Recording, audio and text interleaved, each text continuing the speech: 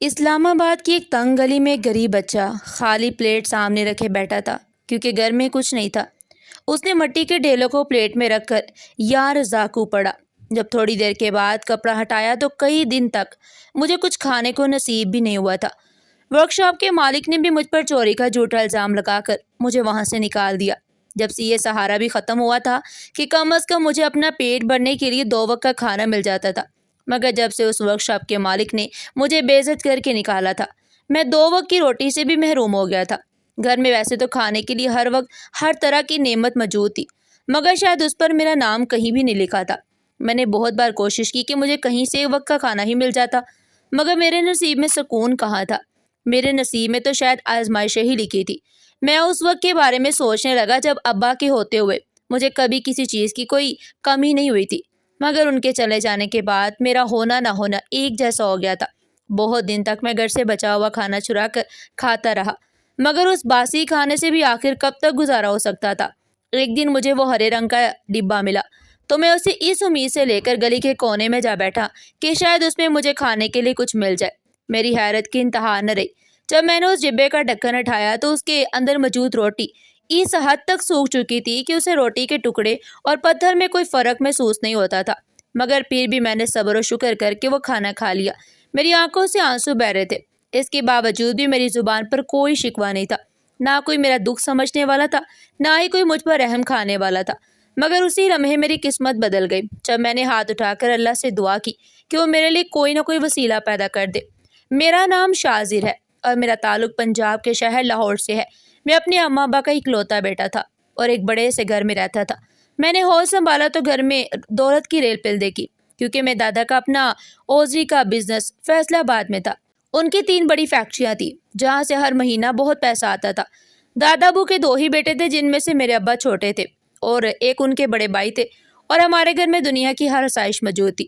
دادا نے ابا اور تایا کو بہت بار کہا کہ وہ ان کے ساتھ مل کر کاروبار سنبھالے، مگر دونوں نے یہ ذمہ داری لینے سے انکار کر دیا۔ ابا نے تو کبھی وجہ نہیں بتائی کہ وہ دادا کا کاروبار کیوں نہیں سنبھالنا چاہتے تھے، جبکہ مجھے اچھی طرح یاد ہے کہ تایا چاہتے تھے کہ وہ دادا کے ساتھ مل کر کاروبار سنبھالے، مگر دادا اپنا سارا کاروبار ایک بیٹے کے حوالے نہیں کرنا چاہتے تھے۔ وہ چاہتے تھے کہ دونوں بھائی مل کر کام کریں۔ اسی وجہ سے دادا کو زیادہ تر فیصلہ آباد رہنا پڑتا تھا۔ دادا ابو نے بہت محنت سے اپنا کاروبار کھڑا کیا تھا اور چاہتے تھے کہ ان کے بعد بھی یہ ترقی کرے، مگر ابا لاہور میں رہ کر کچھ اور کرنا چاہتے تھے اور وہ ہمیں چھوڑ کر جانا نہیں چاہتے تھے۔ دادا جب بھی فیکٹریوں سے واپس آتے تو ہمارے لیے تحفے لاتے۔ ہر بار ان کے پاس ایک نئی امید ہوتی کہ شاید اس بار دونوں بیٹے مان جائیں گے، مگر ہر بار انہیں مایوسی ہی ملتی، کیونکہ ابا ہمیشہ یہی کہتے کہ وہ اپنی بیوی اور بچے کو چھوڑ کر کہیں نہیں جا سکتے۔ دادا خاموش ہو جاتے، مگر ان کی آنکھوں میں مایوسی صاف نظر آتی۔ تایا کی بھی ایک بیٹی تھی زویا، جو مجھ سے عمر میں چھوٹی تھی۔ اس کی طبیعت بھی تایا جیسی تھی، وہ ضدی اور لاپرواہ تھی، اسی لیے وہ پڑھائی میں بھی اچھی نہیں تھی، مگر میں نے ہمیشہ اسے اپنی بہن سمجھا اور اس کی پڑھائی میں مدد کی۔ میں اکثر سوچتا کہ تایا اتنی لاپرواہ کیوں ہے۔ دادا کی آنکھوں میں مایوسی دیکھ کر میرا دل دکھتا تھا اور میں سوچتا تھا کہ جب میں بڑا ہو جاؤں گا تو میں ہی دادا کا سہارا بنوں گا، کیونکہ نہ تایا صحیح طرح بزنس سنبھال سکتے تھے اور نہ ہی ابا ہم سے دور جانا چاہتے تھے۔ اسی میں نے فیصلہ کیا کہ میں خود فیکٹری میں کام سیکھوں گا اور دادا کے خواب پورے کروں گا، مگر وہ ایک بچے کے خواب تھے جنہیں کوئی سنجیدہ نہیں لیتا تھا۔ وقت گزرتا گیا اور دادا ابو کی صحت آہستہ آہستہ خراب ہونے لگی۔ اس وقت میں 5ویں کلاس میں تھا جب ایک دن ایسا آیا کہ دادا نے فیکٹریوں کا آخری چکر لگایا، کیونکہ اس بار واپسی پر ان کی طبیعت بہت بگڑ گئی تھی اور ڈاکٹر نے کہہ دیا تھا کہ انہیں سفر کی بجائے آرام کی ضرورت ہے۔ گھر میں خاموشی چھا گئی۔ ابا اور تایا نے ان کا خوب خیال رکھا، مگر دادا پھر بھی دونوں بیٹوں کو سمجھاتے رہے کہ وہ مل کر کاروبار سنبھال لے۔ ان کی آواز کمزور تھی مگر ارادہ مضبوط تھا۔ دادا کی باتیں سن کر ابا خاموش رہتے، کیونکہ ان کا جواب پہلے جیسا ہی تھا، وہ ہمیں چھوڑ کر نہیں جا سکتے تھے، جبکہ تایا چاہتے تھی کہ وہ اکیلے کاروبار سنبھالے، مگر دادا ایسا نہیں چاہتے تھے۔ اسی رات میں نے اماں سے کہا، اماں کیا میں دادا کی فیکٹری سنبھال سکتا ہوں؟ میری بات سن کر اماں مسکرا دی اور کہنے لگی، تم ابھی بچے ہو، یہ سب بڑوں کے کام ہے، تم فکر نہ کرو۔ مگر ان کا یہ جملہ میرے دل میں چبھ گیا۔ میں نے اسی وقت فیصلہ کر لیا کہ میں اکیلا ہی دادا کا سہارا بنوں گا۔ تایا دادا کے بیٹے تھے، مگر ابا انہیں بہتر جانتے تھے۔ تایا کے اندر لاپرواہی کے ساتھ لالچ بھی تھا۔ وہ چاہتے تھے کہ 3 میں سے 2 فیکٹریاں ان کے نام ہو جائے، کیونکہ وہ بڑے بیٹے تھے۔ ابا جانتے تھے کہ اگر ایسا ہوا تو وہ الگ ہو جائیں گے اور ہم سے تعلق ختم کر دیں گے، اسی لیے وہ سب کو جوڑ کر رکھنا چاہتے تھے۔ وہ زویا سے بھی ویسی ہی محبت کرتے تھے جیسے مجھ سے۔ زویا اور میری بچپن سے دوستی تھی، مگر تائی ہمیشہ کوشش کرتی کہ ہم دور رہیں۔ وہ مجھے کہتی کہ اب تم بچے نہیں رہے، زویا سے دور رہا کرو اور سب کے سامنے زیادہ نہ آیا کرو۔ اس وقت میں صرف 10-12 سال کا تھا، مجھے ان باتوں کی سمجھ نہیں آتی تھی، مگر اماں سب سمجھتی تھی کہ تائی کیا کہنا چاہتی ہیں۔ وہ چاہتی تھی کہ میں ان کی بیٹی سے بات بھی نہ کروں، مگر زویا پر کبھی کوئی پابندی نہیں تھی۔ ساری روک ٹوک صرف میرے لیے تھی، جبکہ وہ لڑکی تھی پھر بھی اس پر کوئی پابندی نہیں تھی۔ اماں مجھے صبر سے سمجھاتی رہتی تھی، میں ان کی بات مان لیا کرتا تھا، کیونکہ اماں بھی گھر میں لڑائی جھگڑا نہیں چاہتی تھی۔ مگر کون جانتا تھا کہ تایا اور تائی ہم سے جو محبت کا دکھاوا کر رہے تھے وہ صرف تب تک ہی تھا جب تک دادا حیات تھے۔ دادا کی حالت جب سے بگڑی تھی، تایا کی کوشش تھی کہ وہ دادا سے زیادہ حصہ اپنے نام کروا لے، اسی لیے وہ دادا کی خدمت کا کوئی موقع ہاتھ سے جانے نہیں دیتے تھے۔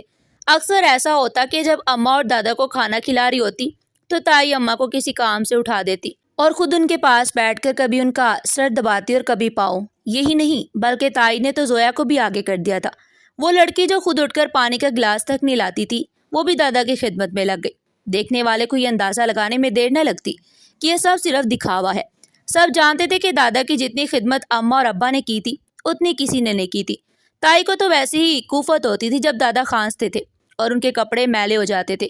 کسی اور پر شاید ان کا یہ رویہ اثر انداز ہوتا، مگر ہم سب جانتے تھے کہ وہ یہ سب کس لیے کر رہے ہیں۔ انہوں نے ساری زندگی دادا کی اتنی خدمت نہیں کی تھی جتنی آخری وقت میں کر رہی تھی، جس کا مطلب صاف تھا کہ وہ خدمت کے ذریعے جائیداد اپنے نام کروانا چاہتی تھی۔ تایا دادا کی اپنی اولاد تھے، اسی لیے دادا ان کی فطرت کو اچھی طرح جانتے تھے اور انہوں نے وہی کیا جو سب کے لیے بہتر تھا۔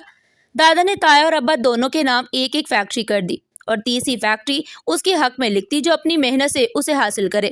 اس فیصلے پر گھر میں ہنگامہ مچ گیا۔ تایا کو بہت غصہ آیا، وہ بار بار کہتے رہے کہ وہ بڑے بیٹے ہیں، اس لیے ان کا زیادہ حق بنتا ہے، مگر دادا نے صاف کہہ دیا کہ انہوں نے جائیداد برابر تقسیم کی ہے تاکہ کوئی اختلاف نہ ہو۔ اس فیصلے کے بعد گھر میں ایک عجیب خاموشی چھا گئی۔ ابا کے چہرے پر سکون تھا، مگر ان کی آنکھوں میں چھپی پریشانی نظر آتی تھی۔ تایا نے دادا کی بیماری کا خیال کیے بغیر ابا سے بحث کی کہ تیسری فیکٹری بھی کسی ایک کے نام کیوں نہیں کی گئی، مگر ابا نے ہمیشہ کی طرح خاموشی سے سب سنا اور کہا کہ وہ میرا بھائی ہے، وقت کے ساتھ سمجھ جائے گا۔ دادا دنیا اور انسانوں کو اچھی طرح سمجھ چکے تھے، وہ جانتے تھے کہ وقت کے ساتھ اصل چہرے سامنے آ جائیں گے۔ انہوں نے ہمیں عزت، اعتماد اور بھروسہ دیا، مگر دادا کے انتقال کے بعد وہی ہوا جس کا ڈر تھا۔ دادا کو گزرے ایک ہفتہ بھی نہیں ہوا تھا کہ تایا نے اپنا حصہ الگ کر لیا۔ وہ ہم سے ایسے لا تعلق ہو گئے جیسے ہمیں جانتے ہی نہ ہو۔ تایا بھی خاموش رہے۔ ہمارا ابا کو اس رویے پر حیرت نہیں ہوئی، کیونکہ وہ پہلے ہی جانتے تھے کہ مگر مجھے یقین آ رہا تھا کہ یہ وہی لوگ ہیں جو دادا کے سامنے میرا خیال رکھتے تھے۔ دادا کے جانے کے بعد تائی نے مجھے صاف کہہ دیا کہ میں ان کے حصے میں نہ جاؤں، کیونکہ وہ نہیں چاہتی تھی کہ میں ان کی بیٹی کو اپنی طرف متوجہ کروں، حالانکہ میرا ایسا کوئی ارادہ نہیں تھا۔ ان کے اس رویے نے مجھے اندر سے توڑ دیا تھا۔ میں نے کبھی زویا کو اس نظر سے نہیں دیکھا، میں نے تو ہمیشہ اسے اپنی بہن سمجھا تھا۔ ہم بچپن سے ساتھ کھیلتے اور اسکول جاتے تھے، مگر تائی نے جیسے میرے وجود پر شک کر لیا تھا۔ ان کی نظریں مجھ میں وہ چیز تلاش کرنے لگی جو میرے دل میں تھی ہی نہیں۔ میں نے اماں کو سب بتا دیا اور ان کی گود میں سر رکھ کر پوچھا کہ تائی مجھے ایسا کیوں سمجھتی ہیں؟ اماں نے میرے سر پر ہاتھ رکھا اور کہا، کچھ لوگ اپنی سوچ کے قیدی ہوتے ہیں، اللہ تمہاری نیت جانتا ہے، اسے تم دل صاف رکھو۔ اماں کی باتوں سے مجھے سکون ملا، مگر لگتا تھا دادا کے ساتھ میرا سکون بھی چلا گیا۔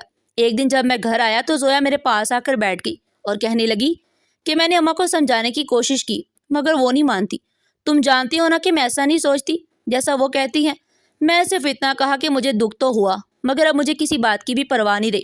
میں صرف اپنے اماں ابا کے بارے میں سوچتا تھا اور ان کی فکر میں رہتا تھا، مگر قسمت کو شاید کچھ اور ہی منظور تھا۔ ایک دن اماں ابا شہر سے باہر گئے تو ان کا ایکسیڈنٹ ہو گیا اور وہ دونوں مجھے چھوڑ کر چلے گئے۔ یہ خبر میرے لیے قیامت تھی، میں ٹوٹ کر رہ گیا تھا۔ مجھے یاد ہے ان کے جانے کے بعد مجھے دلاسا دینے کوئی نہیں آیا، نہ تایا، نہ تائی، نہ زویا، سب کچھ خواب بن گیا تھا۔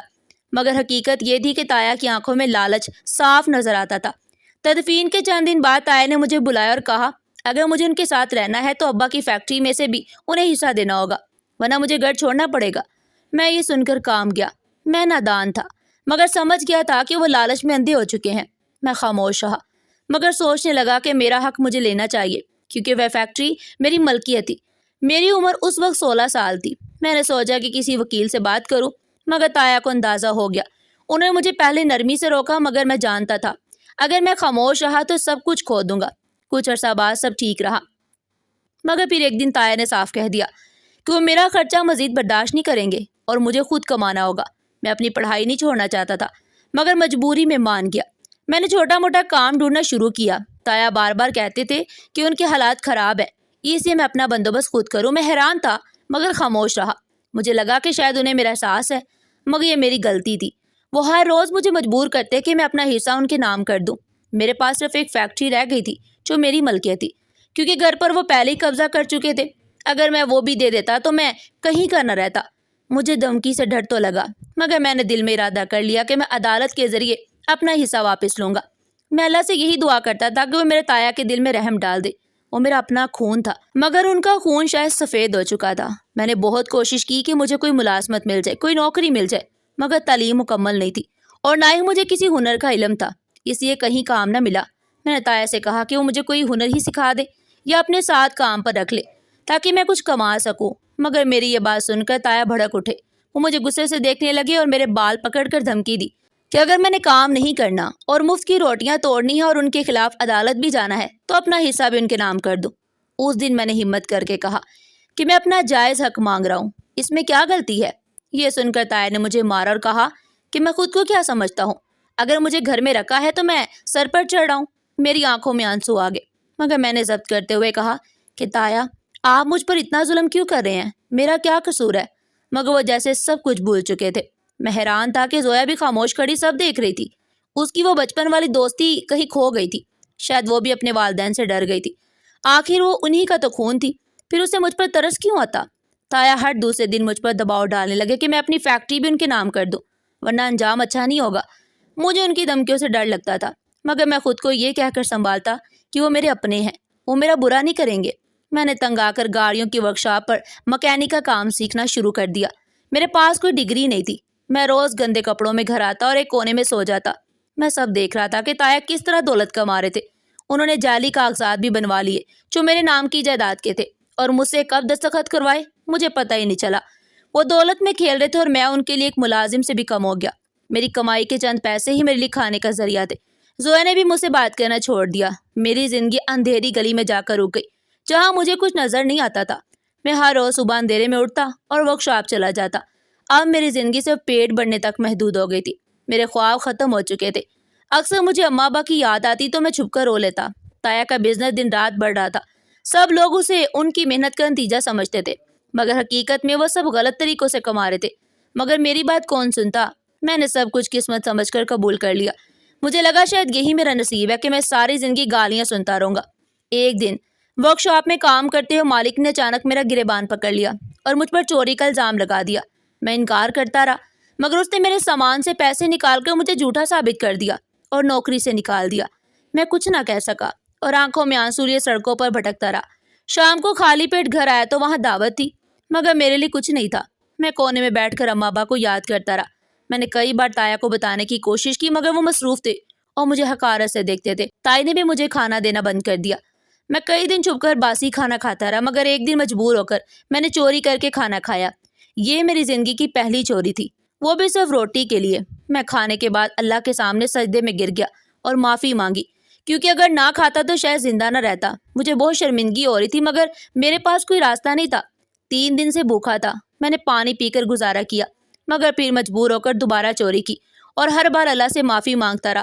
ایک دن زویا نے مجھ پر ترس کھا کر مجھے چپکے سے کھانا دیا اور کہا کہ تائی سے چھپ کر کھا لو، ورنہ وہ اسے بھی نہیں چھوڑیں گی۔ میں نے دل میں شکر ادا کیا، مگر جب گلی کے کونے میں جا کر ڈبہ کھولا تو اس میں سوکھی ہوئی آدھی روٹی تھی جو پتھر کی طرح سخت ہو چکی تھی۔ پھر بھی میں نے صبر کر کے کھا لی۔ میں جانتا تھا کہ تایا تائی میری بات نہیں سنیں گے۔ زویا بھی اب بدل چکی تھی۔ تایا نے اسے نئی گاڑی لے کر دی۔ وہ سارا دن باہر رہتی تھی۔ میں سوچتا رہا کہ میں اس سب سے کیسے نکلوں۔ میرے پاس 2 راستے تھے، یا عدالت جاؤں جس کے لیے میرے پاس پیسے نہیں تھے، یا سب چھوڑ کر کہیں دور چلا جاؤں۔ میں نے دوسرا راستہ چنا۔ ایک دن گھر سے کچھ پیسے لے کر نکل گیا۔ یہ میری زندگی کی دوسری چوری تھی، مگر اس بار مجھے شرمندگی نہیں ہوئی کیونکہ مجھے مجبور کیا گیا تھا۔ میں نے اپنا بیگ اٹھایا اور آخری جہاں میرا بچپن گزرا تھا۔ اس وقت میری عمر 18 سال تھی۔ میں بہت جگہ گیا، شاید کوئی مجھے پہچان کر مدد کر دے، مگر سب نے عزت تو دی مگر کام نہیں دیا۔ آخر ابا کے ایک دوست نے مجھے ایک پتہ دیا۔ جب میں وہاں پہنچا تو دیکھا کہ وہ مستقیم انکل تھے جو دادا کے دوست تھے، انہوں نے مجھے گلے سے لگایا اور ایک فیکٹری کی چابی میرے ہاتھ میں دے دی جو ابا کے نام پر تھی۔ میں حیران رہ گیا۔ انہوں نے بتایا کہ تایا کے کاغذات جعلی تھے، اسی لیے وہ کبھی اس فیکٹری پر قبضہ نہیں کر سکے۔ مستقیم انکل دادا کے پرانے دوست تھے اور دادا نے انہیں سب کچھ بتا دیا تھا کہ تایا کی نیت کیا ہے، اسی لیے دادا کے جانے کے بعد انہوں نے سارا کام اپنی نگرانی میں کروایا تھا۔ دادا نے انہیں خاص ہدایت دی تھی کہ تایا چاہے کتنی ہی کوشش کرے اور چاہے کاغذات لے کر بھی آ جائیں، وہ اس فیکٹری کو کبھی بھی ان کے نام نہ کرے بلکہ ابا یا میرے حوالے ہی کرے۔ اس دن میں سجدہ شکر میں گر گیا تھا۔ مجھے یقین نہیں آ رہا تھا کہ قسمت مجھ پر اتنی مہربان ہو گئی تھی کہ جو لڑکا ایک وقت کے کھانے کے لیے ترستا تھا وہ کم عمری میں ہی ایک کامیاب فیکٹری کا مالک بن گیا تھا۔ یہ فیکٹری دن رات ترقی کر رہی تھی اور اس کا منافع تایا کی فیکٹری سے بھی زیادہ تھا۔ مجھے ایک ایسی ذمہ داری ملی جس میں مجھے حساب کتاب بھی سنبھالنا تھا اور کاروبار کو بھی آگے بڑھانا تھا۔ میں اللہ کا جتنا شکر ادا کرتا کم تھا، کیونکہ اس نے مجھے اس وقت نوازا تھا جب مجھے سب سے زیادہ ضرورت تھی۔ میرے دل میں تایا کے لیے کوئی شکایت نہیں تھی۔ میں نے کبھی ان سے گلہ نہیں کیا تھا، نہ اس وقت جب انہوں نے دھوکے سے میری فیکٹری اپنے نام کروائی تھی اور نہ ہی اس وقت جب انہوں نے مجھے کھانے پینے سے بھی محروم کر دیا۔ شاید اللہ کو میرا صبر پسند آ گیا تھا، اسی لیے اس نے مجھے عزت اور رزق سے نواز دیا تھا۔ میں سب کچھ بھلا کر فیکٹری سنبھالنے میں لگ گیا۔ میری آنکھوں میں دادا کے خواب دوبارہ زندہ ہو گئے۔ ایک فیکٹری میرے پاس تھی، ایک تایا کے پاس، جبکہ تیسری فیکٹری ابھی بھی ایک راز بنی ہوئی تھی، مگر مجھے اس سے کوئی غرض نہیں تھی۔ میرے لیے یہی کافی تھا کہ مجھے میرا حق واپس مل گیا۔ میں نے مستقیم انکل کے مشوروں پر عمل کیا اور فیکٹری کو ویسے ہی چلایا جیسے دادا کے زمانے میں چلتی تھی۔ دیکھتے ہی دیکھتے کاروبار اتنا بڑا کہ ایک فیکٹری سے دوسری فیکٹریاں بن گئی۔ میرا نام ہر جگہ مشہور ہونے لگا، مگر میں نے سب کچھ دادا کے نام سے ہی چلایا کیونکہ میں ان کے خواب پورے کرنا چاہتا تھا۔ مجھے اپنی وہ بات یاد آئی جب میں نے بچپن میں اماں سے کہا تھا کیا میں دادا کی فیکٹری سنبھال سکتا ہوں، اور اماں نے کہا تھا کہ یہ بڑوں کے کام ہے، مگر آج میں خود ایک بڑا بزنس مین بن چکا تھا۔ میرا کاروبار اتنا پھیل گیا کہ مستقیم انکل نے مشورہ دیا کہ میں اسے ملک سے باہر بھی لے جاؤں۔ میں نے ان کی بات مانی اور کویت میں بھی کاروبار شروع کر دیا۔ وہاں بھی مجھے کامیابی ملی۔ 7-8 سال کی محنت کے بعد جب میں واپس پاکستان لوٹا تو پتہ چلا کہ تایا کی فیکٹری نقصان میں جا کر بند ہو چکی ہے۔ وہ جو کبھی امیر تھے اب اپنے گھر تک کو گروی رکھ کر ایک چھوٹے سے مکان میں رہ رہے تھے اور چھوٹے موٹے کام کر کے گزارا کر رہے تھے۔ یہ سن کر مجھے بہت افسوس ہوا۔ میں جانتا تھا کہ انہوں نے میرے ساتھ بہت زیادتی کی تھی، مگر وہ میرے ابا کے بھائی تھے اور مجھے ابا نے ہمیشہ سکھایا تھا کہ رشتوں میں بدگمانی نہیں رکھنی چاہیے۔ اسی لیے میں نے فیصلہ کیا کہ میں ان کا سہارا بنوں گا۔ میں سب کچھ بلا کر ان کے گھر گیا۔ جب میں وہاں پہنچا تو ان کی حالت دیکھ کر دل بھر آیا۔ وہ جو کبھی بڑے گھر میں رہتے تھے آج ایک چھوٹے سے مکان میں تھے۔ میں نے ماضی کی ساری تکلیفیں بلا کر دروازے پر دستک دی۔ جب تایا نے مجھے دیکھا تو ان کی آنکھوں میں آنسو آ گئے۔ تایا بھی مجھے دیکھ کر رونے لگی۔ زویا نظر جھکائے کھڑی تھی۔ میں اس دن شکایت کرنے نہیں آیا تھا بلکہ بیٹا بن کر آیا تھا۔ میں نے سب کچھ دل سے معاف کر دیا اور تایا کی فیکٹری کو بھی سنبھالنا شروع کر دیا جیسے اپنی فیکٹری کو سنبھالتا تھا۔ مستقیم انکل نے مجھے تیسری فیکٹری کے کاغذات بھی دے دیے تھے جو ابھی تک کسی کے نام نہیں تھی، مگر میں نے وہ فیکٹری بھی تایا کے نام کر دی کیونکہ مجھے معلوم تھا کہ اب انہیں اس کی زیادہ ضرورت ہے۔ میرے لیے یہی کافی تھا کہ انہیں اپنی غلطی کا احساس ہو جائے۔ تایا اور تائی کا رویہ میرے ساتھ بدل گیا تھا۔ وہ میرا خیال ایسے رکھتے تھے جیسے میں ان کا اپنا بیٹا ہوں۔ زویا بھی مجھے بھائی کی طرح ماننے لگی۔ ہماری بچپن کی دوستی واپس آ گئی۔ مجھے لگا جیسے میرے کھوئے ہوئے رشتے واپس لوٹ آئے ہوں۔ اس سب میں سب سے بڑا کردار مستقیم انکل کا تھا۔ اگر وہ مجھے سچ نہ بتاتے تو شاید میں آج بھی اندھیروں میں ہوتا یا کوئی غلط قدم اٹھا لیتا۔ واقعی اللہ جب چاہتا ہے تو پتھر میں بھی کیڑے کو رزق دیتا ہے۔ میری کامیابی بڑھتی گئی اور میں تایا کا سہارا بنتا گیا۔ وہ اپنے ماضی پر شرمندہ تھے، مگر میں نے کبھی انہیں احساس نہیں دلایا بلکہ ہمیشہ یہی کہا کہ سب کچھ اللہ کی مرضی سے ہوتا ہے۔ شاید ان کے دل میں بدگمانی آ گئی تھی، مگر اللہ نے سب کچھ بدل دیا تھا۔ آخر میں یہی کہوں گا کہ صبر کا پھل ہمیشہ میٹھا ہوتا ہے۔ ناظرین، آپ کو ہماری آج کی کہانی کیسی لگی؟ کمنٹ سیکشن میں اپنی قیمتی رائے کا اظہار ضرور کیجیے گا۔ اس طرح کی مزید سبق آموز اور دلچسپ کہانیاں سننے کے لیے ہمارے چینل ایڈیو پن پوائنٹ کو ضرور سبسکرائب کریں، ویڈیو کو لائک کریں اور زیادہ سے زیادہ شیئر کریں۔ پھر ملیں گے ایک نئی کہانی کے ساتھ، تب تک کے لیے اللہ حافظ۔